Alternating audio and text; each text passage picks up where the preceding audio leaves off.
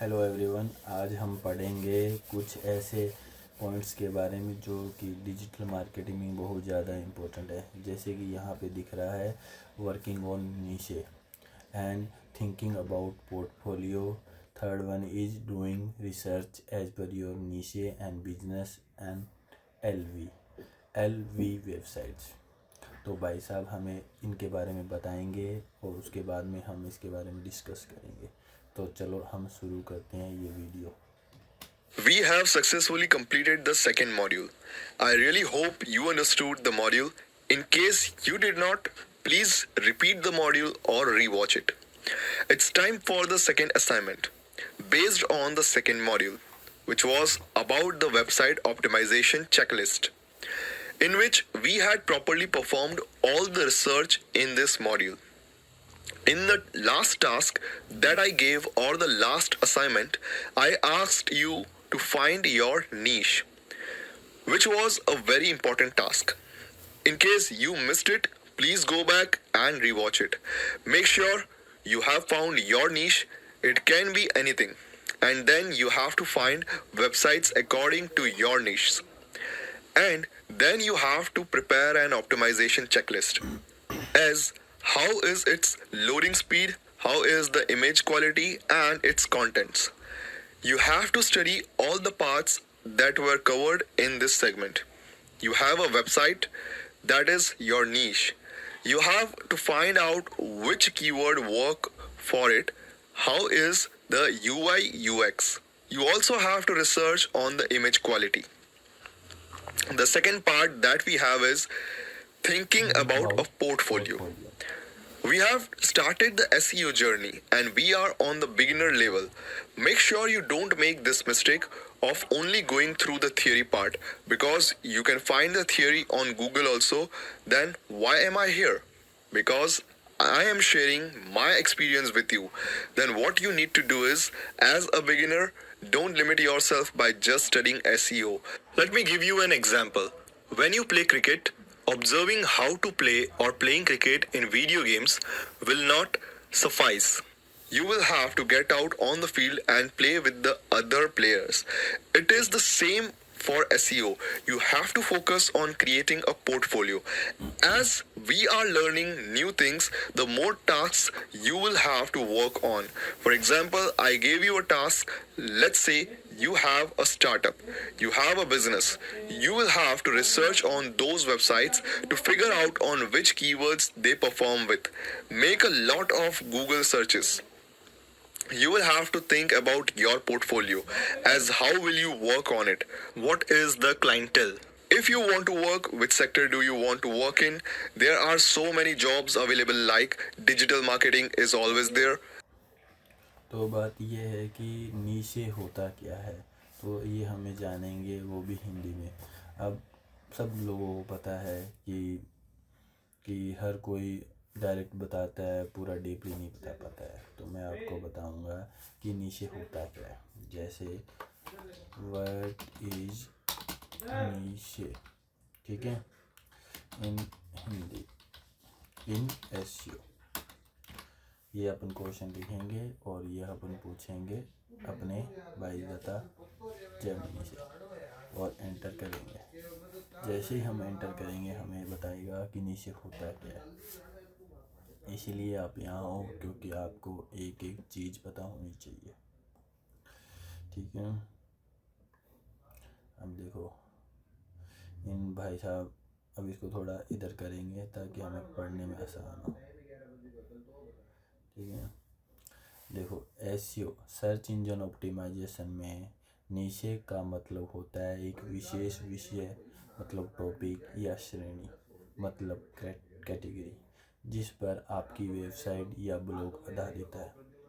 सरल भाषा में कहे तो नीशे वह टॉपिक है जिसके बारे में आप अपने वेबसाइट पर कंटेंट लिखते हैं। यहाँ इसका विस्तार रूप भी दिया गया है। आसान शब्दों में, इन सिंपल वर्ड्स, अगर आप इंटरनेट पर जूते बेच रहे हैं तो यह एक बहुत बड़ा बाज़ार है। लेकिन अगर आप सिर्फ दौड़ने वाले जूते बेच रहे हैं तो यह रनिंग शूज आपके नीचे है, ठीक है। एसईओ में नीचे चुनने का मतलब है आप सब कुछ के बारे में नहीं लिख रहे, बल्कि किसी एक खास टॉपिक पर फोकस कर रहे हो ताकि गूगल आपको उस टॉपिक का एक्सपर्ट माने। नीचे के प्रकार जैसे एसईओ में मुख्य दो भागों में समझा जा सकता है। बोर्ड नीचे यह एक बहुत बड़ा टॉपिक है। उदाहरण टेक्नोलॉजी, तकनीकी, हेल्थ, स्वास्थ्य, नुकसान या कंपटीशन बहुत ज़्यादा है। माइक्रो नीचे यह किसी बड़े टॉपिक का एक छोटा विशेष हिस्सा होता है। टेक्नोलॉजी में सिर्फ स्मार्टफोन अंडर 10,000 या हेल्थ में सिर्फ योगा फॉर बैक पीठ दर्द के योगा। फ़ायदा यह कंपटीशन कम होता है और यह रैंक लाने में आसान करता है। इनडायरेक्टली ये कहना चाहते हैं कि जो नीचे होता है, मतलब जैसे इधर इन भाई साहब ने बताया डिजिटल मार्केटिंग, यह कि किसी भी वेबसाइट की कैटेगरी छोटा सा छोटा रूप वो नीचे हो सकता है। जैसे शूज एक कैटेगरी है, बट शूज मतलब दौड़ने वाले शूज, मतलब रनिंग शूज, ये एक नीचे है।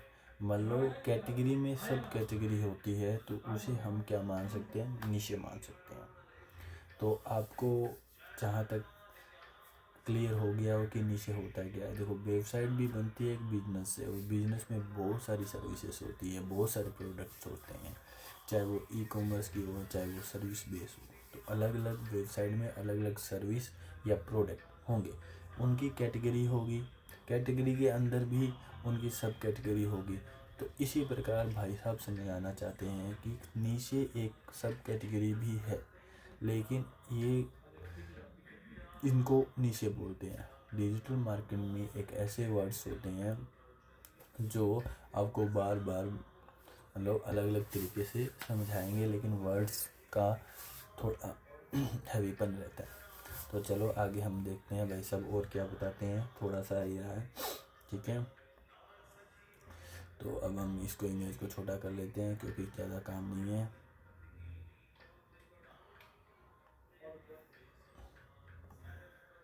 Industry, travel industry, food industry, etc.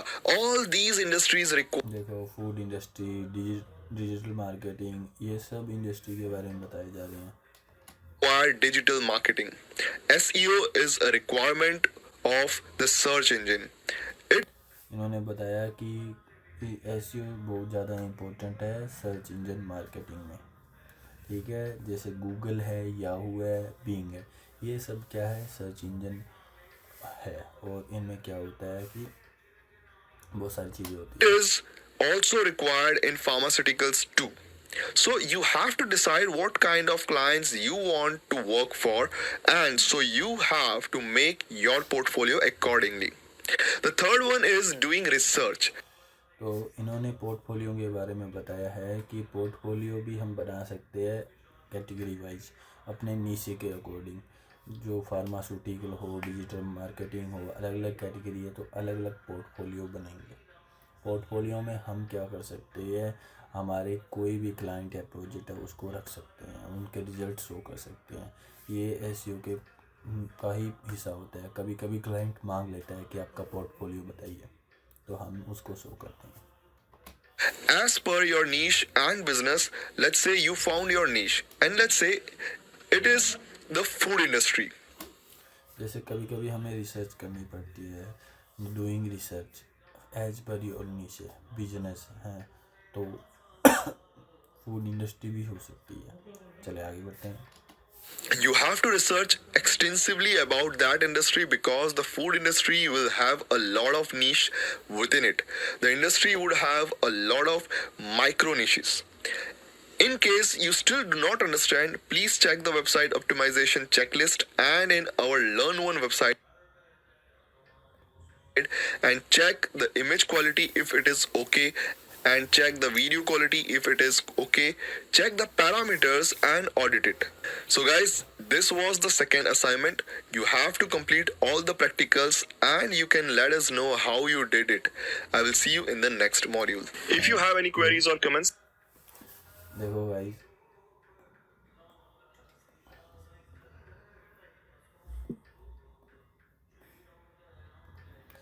तो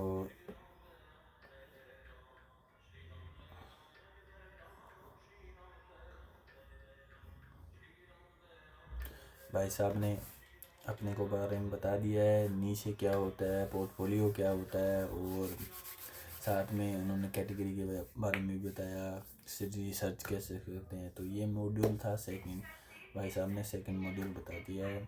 अब आगे के मॉड्यूल भी हम पढ़ेंगे। तो एसईओ का नीचे हो गया है अपना।